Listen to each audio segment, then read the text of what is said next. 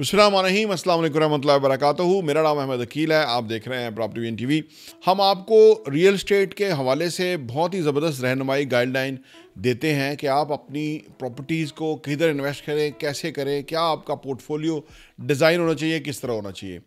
इसकी वजह क्यों पेश आई? आपकी ज़िंदगी की सबसे कीमती इन्वेस्टमेंट जो है वो रियल एस्टेट में होती है। एक बात याद रखें कि सबसे कीमती चीज़ जो है वो हमारा ईमान है, उसके बाद हमारी फैमिली है, उसके बाद हमारी इन्वेस्टमेंट है। जो इन्वेस्टमेंट अगर आप समझ के दे के जान के इन्वेस्ट करते हैं, उसका फ़ायदा कुछ और है, उसकी डायरेक्शन ही कुछ और है, उसका डिविडेंड और प्रॉफिट कुछ और है। और जो बेध्यानी में पैसे हैं, कोई चीज़ लेनी है वो ख़रीद ली इमीडिएटली, ऐसे ही बस बैठ के 2 मिनट में सोचा और जाके ले ली या डन कर दिया, तो इसका कुछ और है। इसकी मैं मिसाल यूँ दूंगा कि मैं कहीं सुन रहा था कि जैसे लव मैरिज और अरेंज मैरिज होती है, इसी तरह जो करियर है आपके ज़िंदगी में जो आपने चूज़ किया वो भी लव मैरिज अरेंज मैरिज की तरह होते हैं। यानी आपने कुछ को तो आपको पेरेंट्स ने कह दिया कि आपने ये करियर में जाना, तो आप चले गए, और कुछ में आप फिर डिसाइड करते हैं कि मेरा ये करियर है, मुझे इस प्रोफेशन में होना चाहिए, तो वो लाइक लव मैरिज की तरह। इस तरह इन्वेस्टमेंट में भी लव मैरिज और अरेंज मैरिज वाला कॉन्सेप्ट है। यानी आपने समटाइम आप ऐसे ही इन्वेस्टमेंट कर देते हैं, कोई बहुत ज़्यादा आपने उसके जो है ना जो मैरिज मैरिज देखे नहीं होते, आपने देखा नहीं, अब बस आपका ख्याल है कि यार वो फलां प्लॉट पड़ा हुआ है, प्लॉट ले लेते हैं, वो प्लॉट रख देते हैं, प्लॉट का फ़ायदा होगा। ये लॉन्ग टर्म हो जाता है। आज के दौर के अंदर आपको उधर इन्वेस्ट करना चाहिए जहां आपका पैसा ग्रो करे, जहां आपकी पैसा सही डायरेक्शन में हो। देखिए, एक जगह बीज बोते हैं जो ज़मीन ज़रखेज़ नहीं है, पौधा वहाँ भी होगा लेकिन वो ग्रेजुअली होगा, स्लो होगा। दूसरी जगह ऐसी जगह आप बीज बोते हैं जो ज़मीन ज़रखेज़ है, जो प्रीपेयर है, रेडी है, वत्तर है, वहाँ पे एकदम जो है वो आपका पौधा जो है ना वो उगेगा और वो आपको फ्रूट्स और वो ज़्यादा देगा। तो इन्वेस्टमेंट भी इसी तरह की चीज़ है कि आपको अरेंज करने की, समझ के मतलब करने की ज़रूरत है। जो आपको पसंद है उसके साथ आपने दिल और दिमाग दोनों ही लगाने हैं, तो फिर आपकी सही डायरेक्शन में सही इन्वेस्टमेंट होगी। बहुत वास्ट ये फील्ड है, लेकिन 2025 में आप 2020 की तरह इन्वेस्ट ना करें और ना ही 2010 की तरह इन्वेस्ट करें। हमें हर चीज़ में जो ही हम काम कर रहे होते हैं उसमें हमें अपने आप को अपग्रेड करते रहना चाहिए वक्त के साथ साथ।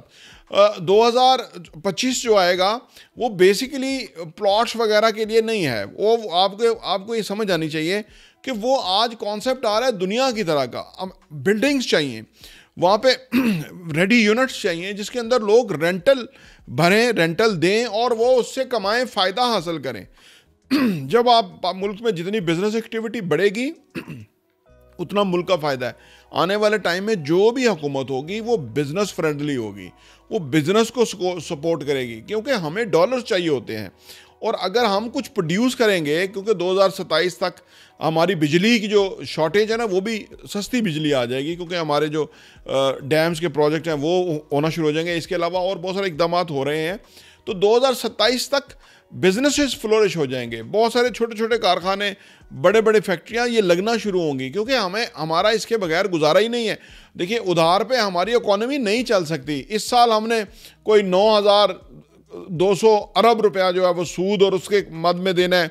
अब जिस तरह अभी कर्जा लेंगे तो अगले साल ये 12,000 अरब, 9,200 अरब इस साल, 12,000 समथिंग अरब अगले साल, 15,000 समथिंग अरब उससे अगले साल। तो आप सोचिए कि कौन किस तरह कर पाएगा ये पैसा। ये सूद और उसका जो बेसिक पैसा है वो है। हम क्या कर रहे हैं, पिछले और कर्जे ले रहे हैं और अगले कर्जे अदा कर रहे हैं। कोई भी ज़िशाऊर, टैलेंटेड, फेयर हुकूमत जो कि मुल्क के साथ लायल होगी वो कभी बहुत ज़्यादा कर्ज़ों के बोझ में मुल्क को और नहीं डालेगी। वो क्या करेगी कि वो छोटे छोटे बिजनेसेस को रवाज देगी। वो कहेगी लोगों को कमाओ, ये लो सस्ती बिजली, कुछ प्रोड्यूस करो, कुछ बेचो। अच्छा, उसके बाद वो फिर टैक्स भी कुछ ना कुछ उनसे कलेक्ट कर पाएगी। जब लोग कमा रहे होते हैं तो वो टैक्स देने के लिए तैयार होते हैं। दुनिया में वियतनाम हमसे आगे, बांग्लादेश हमसे आगे, इंडिया हमसे आगे, यानी सारी दुनिया ही हमसे आगे है। हम ही कोई जो है ना वो बदवाए हुए कौम बन गए हैं।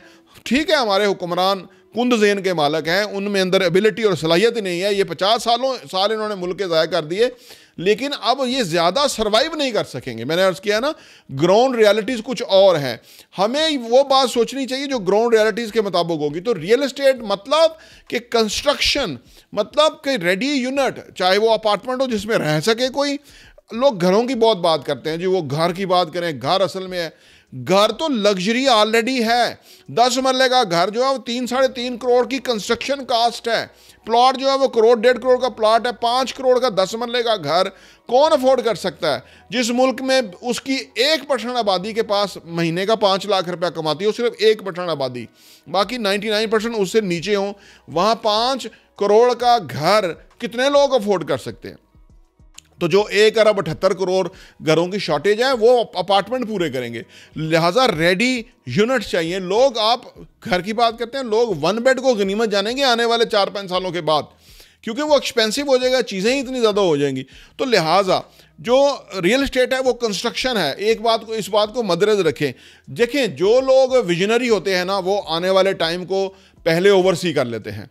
जिनका विजन नहीं होता वो माजी में खुबे रहते हैं कि जी वो हमारे इस्लामी मुगल्स होते थे, वो उन्होंने क्या इधर बीज बोया था जो हमने काटा है।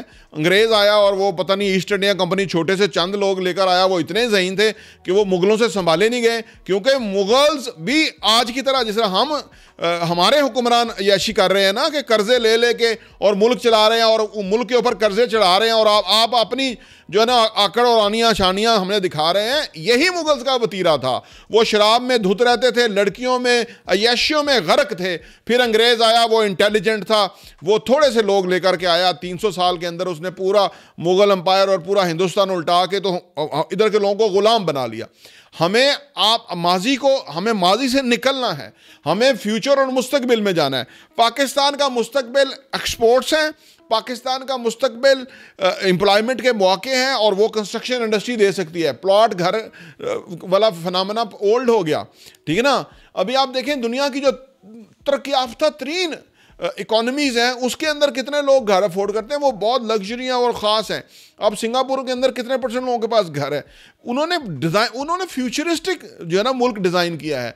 50 लाख लोगों की आबादी है, और उनके जो रेडी रिजर्व्स पड़े हैं वो $350 अरब के करीब हैं। 50 लाख लोगों की आबादी है। उन्होंने समझा, उन्होंने अंडरस्टैंड किया, उन्होंने रियलाइज़ किया है। हमने नहीं किया, हमारे हुक्मरानों ने नहीं किया, अवाम कर चुकी है। लेकिन वो लोग कि जो इन्वेस्टमेंट के हवाले से 2025 में इन्वेस्ट करने जाएंगे, उनको आने वाले टाइम को मद्देनजर रखते हुए इन्वेस्ट करना चाहिए। कुछ भी आप ज़िंदगी में वैसा ना करें कि जो आपने सही तरह रिसर्च नहीं की, नीड एनालिसिस नहीं किया, उसके मुताबिक आप 1 रुपया भी अपना इन्वेस्ट ना करें, तो आपकी फेवर में इस तरह जाता है।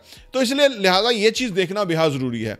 हाँ, आप ये कंस्ट्रक्शन में इन्वेस्ट करते हुए ऐसे लोगों के पास भी ना फंस जाएं जो कि फ्रॉडिये हैं, जिन लोगों ने लोगों को नुकसान दिया, जिन लोगों ने चीज़ों को कमिटमेंट करके टाइमली डिलीवरी नहीं किया। ये भी बेशुमार लोग मार्केट के अंदर हैं। तो लिहाजा इस इंडस्ट्री को समझने के लिए आप प्रॉपर्टी वीन टीवी को सब्सक्राइब कर लें, घंटी का बटन प्रेस करें। हम इंशाल्लाह ताला आपको इसकी इची बिची हर चीज़ इंशाल्लाह ताला बहुत क्लियर बताएंगे, सो दैट कि आपके पूरे कॉन्सेप्ट क्लियर हो सकें। और अभी हम कंस्ट्रक्शन की हाई कंस्ट्रक्शन कास्ट को फेस कर रहे हैं। आने वाले टाइम में ये कंस्ट्रक्शन कास्ट यहाँ नहीं रहेगी, ये कहाँ से कहाँ पहुँच जाएगी। तो क्योंकि 10 साल पहले जो कंस्ट्रक्शन कास्ट थी वो तो ऑलमोस्ट फ्री थी आज के दौर के मुताबिक। वो आज के दौर का 25% कंस्ट्रक्शन कास्ट 10 साल पहले थी। इसका मतलब है कि आज जो कंस्ट्रक्शन कास्ट है ये 4 गुना आने वाले 10 सालों में होने जा रही है। तो इसका मतलब है आज 1 करोड़ रुपए की प्रॉपर्टी जो है वो आपकी इतने सालों में कितने गुना मल्टीप्लाई होगी, जो कि कंस्ट्रक्शन में होगी।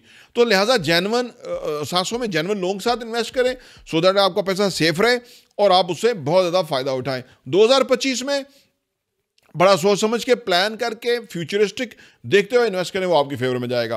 प्रॉपर्टी टीवी देखने का बहुत बहुत शुक्रिया।